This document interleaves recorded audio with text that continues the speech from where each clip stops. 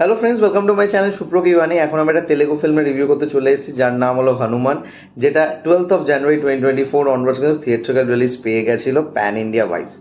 তো আজ হলো হনুমান জয়ন্তী এবং আমি অফিস যাওয়ার পথে দেখতে পারলাম প্রচুর হনুমান মন্দিরের আশেপাশে গান বাজনা হচ্ছে, পুজো অর্চনা হচ্ছে। তো আমি ভাবলাম যে হঠাৎ আজকে দিনে এরকম কি করে। তো আমি জানতে পারলাম যে আজকে হচ্ছে হনুমান জয়ন্তী।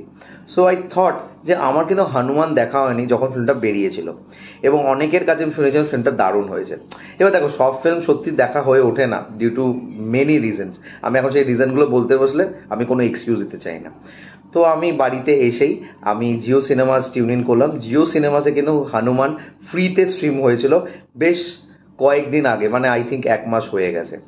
তো এই ফিল্মটা এখন কিন্তু আর একদিনের জন্য তোমরা ফ্রিতে দেখতে পারবে, মানে কাল 24 এপ্রিল অব্দি এই ফিল্মটা কিন্তু ফ্রিতে স্ট্রিম করবে জিও সিনেমাসে। তারপরে কিন্তু এই ফিল্মটাকে প্রিমিয়াম প্যাকেজে ফেলে দেওয়া হবে, মানে এই ফিল্মটাকে তোমার রেন্ট করে বা কিনে দেখতে হবে। তো আমি বস আজকে দেখে নিলাম 2.5 ঘন্টা প্লাস ডিউরেশনে এই ফিল্মটা, এবং দেখার পর আমি জাস্ট ছিটকে গেছি এবং আমার মনে হলো যে কেন ফিল্মটা আমি হলে দেখতে যাইনি। তবে I have made my mind যে 2025-এ যখন জয় হনুমান আসবে আমি অবশ্যই এটা হলে দেখতে যাবো।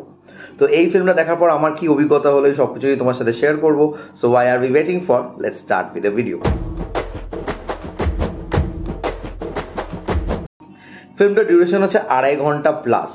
নাও এই ফিল্মের লিড কাস্ট যে সে হলো তেজা সাজ্জা, এবং সেই কিন্তু এই ফিল্মের একটা সুপার হিরো, এবং তার উপরেই কিন্তু হনুমানের একটা আশীর্বাদ ছিল। এই ফিল্মটাকে সুপারফিশিয়ালি দেখা যায় it's a superhero film, এবং এখানে একটা কমন ম্যান কিভাবে একটা সুপার পাওয়ারের খোঁজ পায় এবং সেই খোঁজটা তার উপর কিভাবে একটা চেঞ্জ আনে, তার সাথে সে যেখানে থাকে সেখানে একটা চেঞ্জ আনে, সেই সব কিছু নিয়েছে গল্পটা।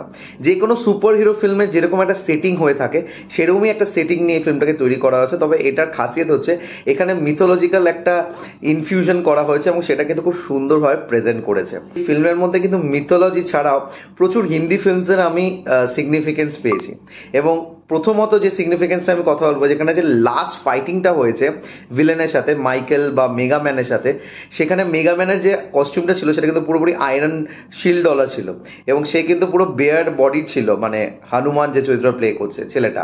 তো তার সাথে যে মারপিটটা হচ্ছিল সেটা আমার ক্রিস 3 এর কথা মনে পড়া ছিল, যেখানে ঋত্বিক রোশন আর ভিভেক ওবরায়ের মধ্যে মারপিট হচ্ছিল, এবং অনেকটা সেরকমই সেটিং এ করা হয়েছিল, শুধু এখানে একটা ভিলেজের মধ্যে হচ্ছিল, সেখানে একটা শহরের মধ্যে হচ্ছিল। তোমরা যদি একটুখানি ভেবে দেখো বা একটু যদি রিকল করো যারা দেখেছো, তাহলে তোমরাও বুঝতে পারবে।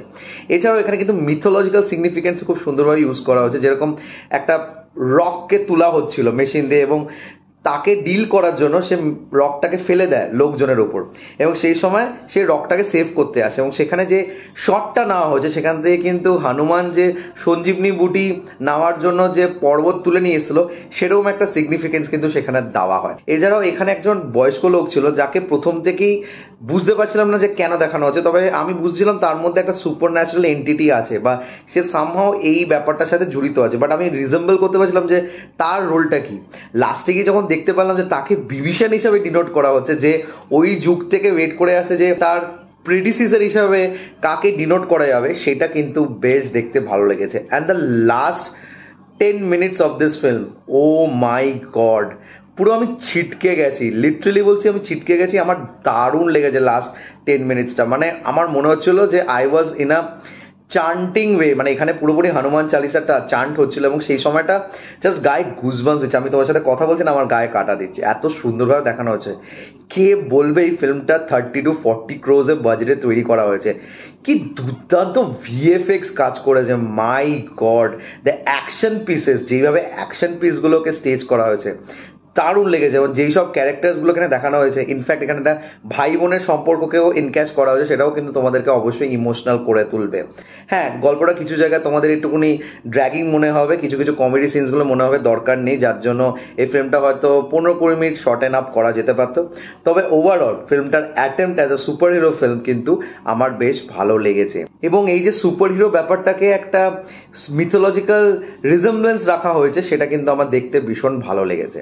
আরেকটা জিনিস আমি বলবো এই ফিল্মটার মধ্যে খুব ভালো লেগেছে, যে যে ভিলেন হয়েছিল মাইকেলের চরিত্রে, তার যে ব্যাক স্টোরিটা শুরুতে দেখানো হয়েছিল সেটা কিন্তু একটা সাইকোলজিক্যাল ডিস্টারবেন্স হিসেবে কিন্তু দেখানো হয়েছে, যেটা মানুষের মাইন্ডসেটের মধ্যে প্রচুরভাবে হয়ে গেছিল যখন শক্তিমান এসেছিল। অনেকেই শক্তিমানকে দেখে ওড়ার চেষ্টা করছিল এবং এইভাবে কিন্তু নানা রকম দুর্ঘটনা ঘটেছিল। তো সেরকমই বাচ্চারা যদি সেই জিনিসটার মধ্যে হাবি হয়ে যায়, তার মধ্যে সুপার পাওয়ার আছে, তখন তারা কিন্তু অনেক সময় খারাপটাকে আগে নিয়ে নেয় ভালোটা নেওয়ার থেকে। তো সেই যে পজিশনিংটা করা হয়েছিল হনুমানের চরিত্রের সাথে, সেটাও কিন্তু আমার বেশ ভালো লেগেছে।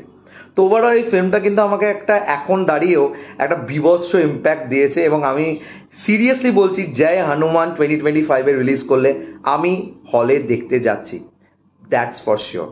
তো তোমরা যারা যারা হনুমান দেখেছো তোমরা রিকল করো আমার এই রিভিউটা দেখে, এবং আমাকে কমেন্ট করে জানিও তোমাদের কোন জায়গাটা বেশি ভালো লেগেছে।